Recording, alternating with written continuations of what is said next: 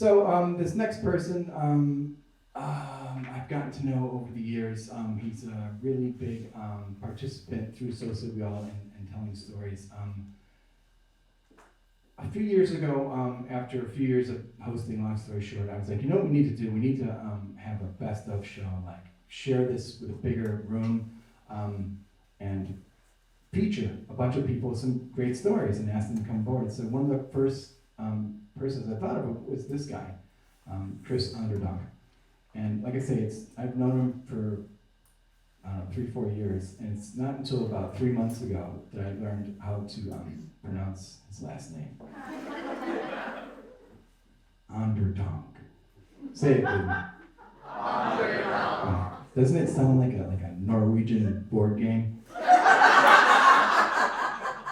been Onderdonks. Oh, try again. So again, every time he shows up to a Long Story Short open mic or this, I'm always really so enthralled to have him here.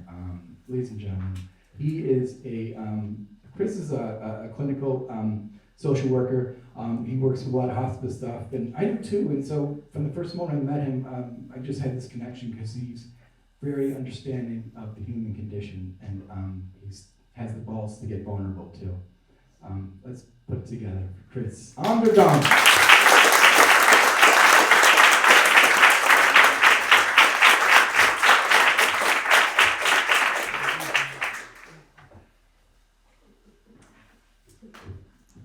All the things we'll do for love.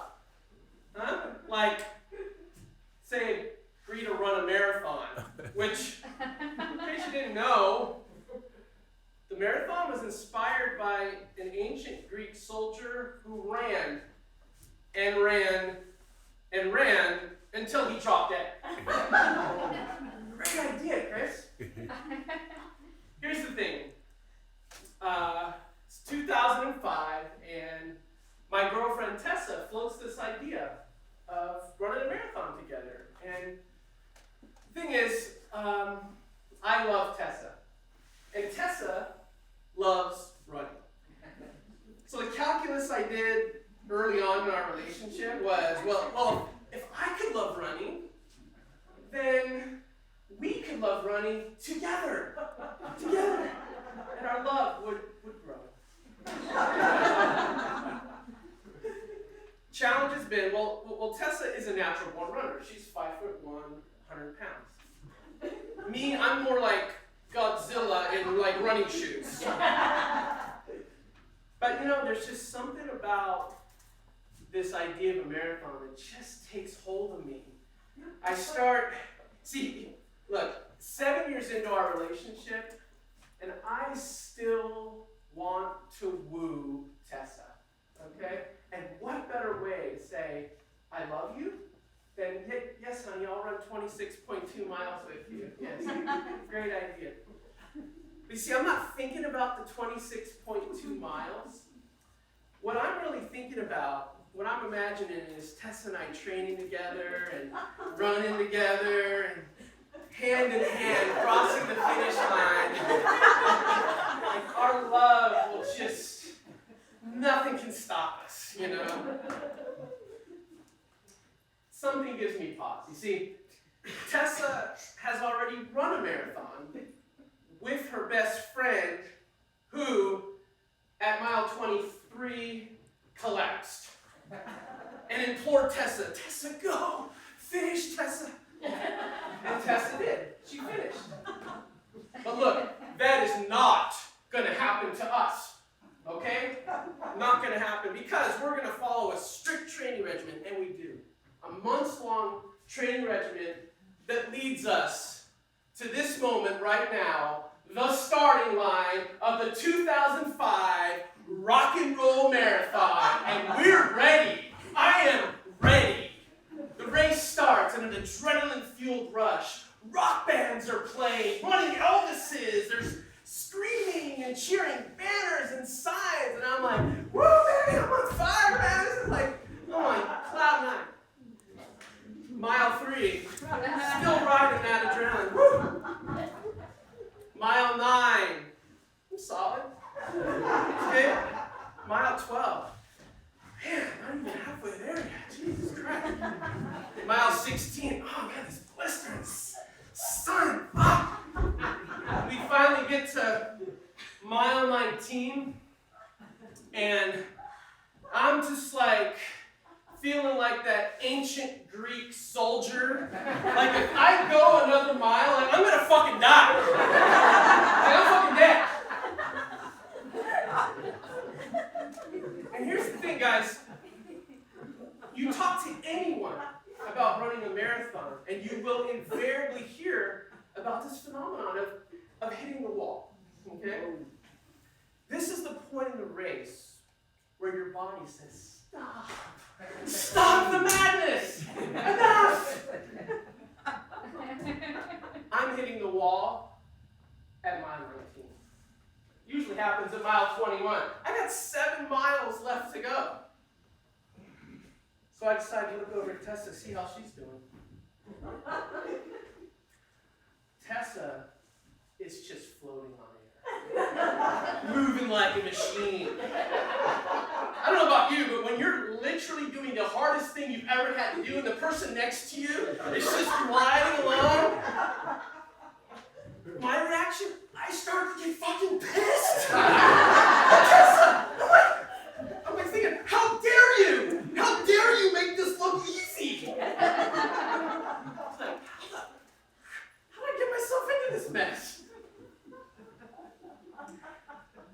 She must be picking up on my negative energy. Because she looks over at me and she's like, Chris, how you doing over there? All right, look. This is a crucial moment in the race. And it's actually a crucial moment in relationship to the woman I love. Because although it's true, one way of saying, I love you is agreeing to run a marathon, right? Another way, though, let's say in a moment like this, would be, I don't know, honesty, right? If I really want to prove how much I love her, I'd say, Tessa, I need help. Because after all, we'd agreed, because of what happened to her friend, if need be, we'll walk to the finish, right? And if I'm being honest, guys, right now, I cannot run another step. I have to walk. But this other part of me kicks in, and that's, I don't know, it's called the macho part. Where this whole idea of walking the final 7 miles of a marathon feels like a full-blown failure, right? I start imagining these party conversations. So, how'd the marathon go? Well, yeah, I hit the wall at mile 19, and actually we walked the last 7 miles. Oh, really? Well, did you run a marathon or did you walk a marathon?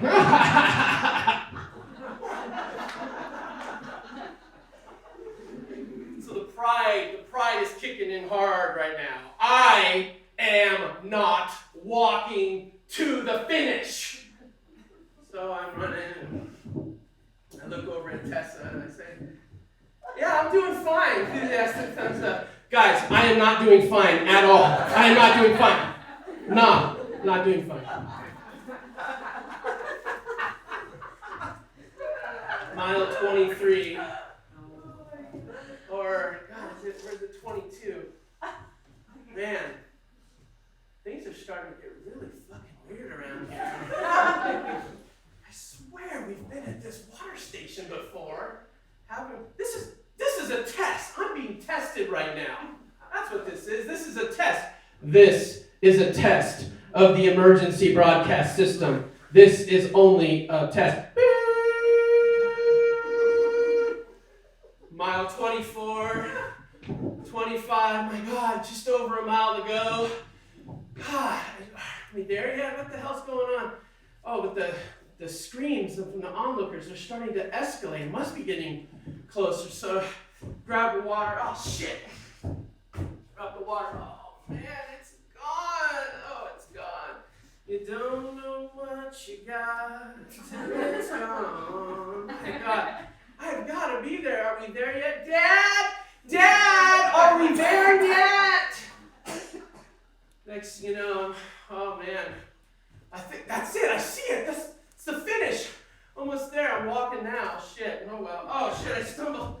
Whoa. What's this? I got two guys on either side of me. Boy, Tessa's looking really worried. Each step is like a fight. Come on, step. Step. Come on, Chris. You got this. Step.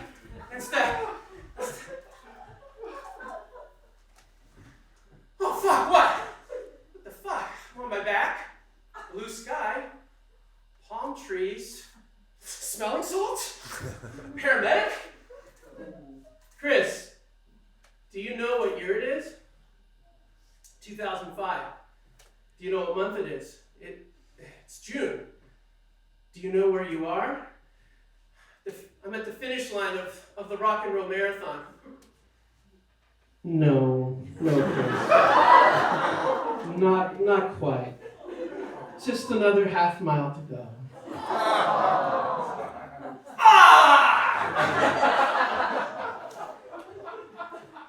Next thing you know, I'm on a gurney being wheeled in the back of an ambulance, and like I literally can't move my legs. What the fuck is going on here? Wait, Tessa's talking to the paramedic, and am I dying? I'm dying. Wait, I don't want to be hooked up to machines. I don't want to be a vegetable. I'm a DNR. A do not resuscitate. DNR. Don't hook me up to machines. The paramedic jumps in the back of the ambulance. He's Chris, chill out. You are not a DNR. You're gonna be fine. We just need to get you to the hospital. Get you some fluids. At the hospital, Tessa and I find out what led to my downfall.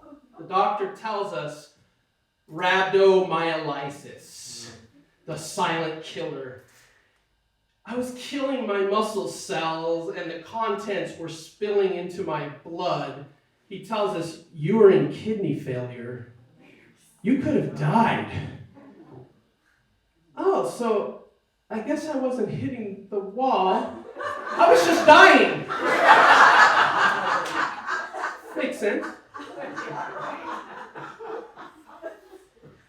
Later that night, I'm laying in the hospital bed, still immobilized, and Tessa steps out, and I find myself alone at night and thinking back to a moment in the race, back on the course when I was on my back, and Tessa was actually right there by my side, holding my hand. This kind of dreamlike haze. It's amazing what delirium and kidney failure can do to a moment like this, guys. I'm telling you, it's beautiful.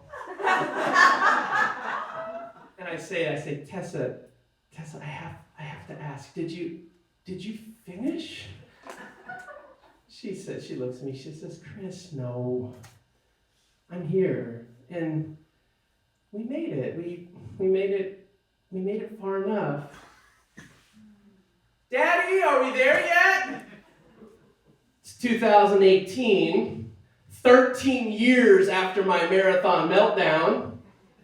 I look in the rearview mirror of the car. We're driving from San Diego to Santa Fe, and I look in the rearview mirror, and I look at my two daughters back there, and I turn around, and I say, no, we're not almost there yet. And then I look over in the passenger seat to my wife, Tessa.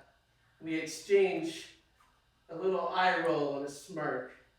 You know, I guess Tessa was right. We did make it far enough. Aww.